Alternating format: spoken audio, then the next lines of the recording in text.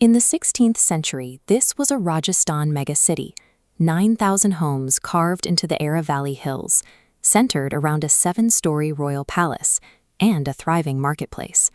Today, it is silent. The ruins of Bhangarh present a bizarre architectural puzzle. While the thick stone perimeter and interior walls remain remarkably intact, the city has no roofs.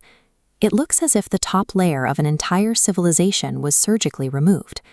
This physical anomaly is policed by an official boundary. The Archaeological Survey of India has installed a permanent warning at the entrance.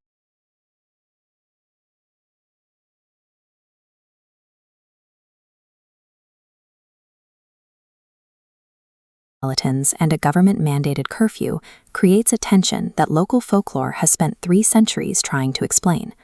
Local tradition points first to an ascetic named Baba Balunath. He allegedly allowed the city to be built on the condition that no building shadow ever touched his meditation spot. When a later ruler added height to the palace, the shadow fell, and the city was allegedly doomed to ruin. The second figure in the folklore is a practitioner of dark magic named Singhia. He was reportedly obsessed with the city's resident beauty, Princess Ratnavati. To win her, he attempted to enchant her perfume with caught the deception and threw the bottle against a boulder, which violently rolled down the hillside and crushed Singhia.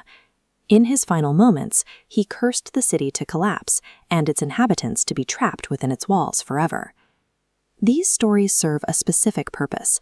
They turn the complex, messy collapse of a regional capital into a narrative of magic and moral consequence. The modern evidence for a haunting usually relies on the senses. Tourists who linger near the gates at twilight describe the sound of desperate crying and sharp, human-like screams echoing through the valley. However, Bhangarh's geography provides a different lead. The fort borders the Sariska Tiger Reserve, nearly 900 square kilometers of wilderness. The screams often match the nocturnal vocalizations of hyenas and leopards. When these predators call out in the dark, the roofless stone corridors act as an echo chamber, distorting the animal sounds into something that mimics a human voice. The ASI's sunset ban is a logistical safety measure. It keeps tourists out of the path of apex predators that move into the ruins to hunt under the cover of night. Beyond the sounds, there are the physical sensations. Many visitors experience a sudden onset of dizziness, heart palpitations, and an overwhelming feeling of being watched while standing in the palace ruins. This chart tracks the threshold of human hearing, which stops at 20 Hz. Frequencies below this are called infrasound.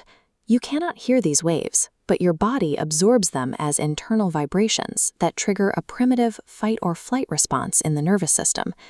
Bhangarh sits in a high-risk seismic zone. When wind shears through the specific geometry of these roofless stone corridors during minor geological shifts, the ruins act as a massive low-frequency organ, naturally generating a 19 Hz infrasound. At 19 Hz, the human eye can experience visual distortions, and the brain experiences acute, unexplained anxiety. If a visitor is already aware of the fort's reputation, their mind interprets this purely physical stress as a supernatural presence. The Bhangarh experience is a phenomenon where environmental physics meets a brain primed for a haunting. Investigating the historical record reveals a significant gap. There are no contemporary court documents, inscriptions, or regional records that mention a Princess Ratnavati or a sorcerer named Singhia. The actual decline of the city began with a political conquest. In 1720, Sawai Jai Singh seized the fort. As he diverted resources to his new capital in Jaipur, Bhangarh lost its strategic importance and began to deteriorate. The final abandonment was triggered by a climate event. In 1783, severe El Niño cycles produced a catastrophic drought across North India, known as the Chalisa famine. This map shows the drought zone's expansion in the 1780s. For a city of 9,000 homes in the rocky Aravallis, the total failure of rainfall made daily survival impossible.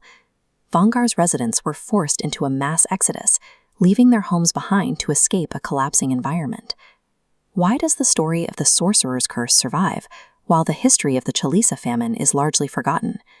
It reflects a human preference for narrative structure. A story with a clear villain and a magical cause feels more manageable than the random, wide-scale devastation of a drought. Ghost stories provide a sense of mystery and romance that masks the bleak reality of a starving population. Bhangarh is a testament to the fact that reality is often more relentless than fiction. We use myths to process our collective trauma, but as Marie Curie suggested, we must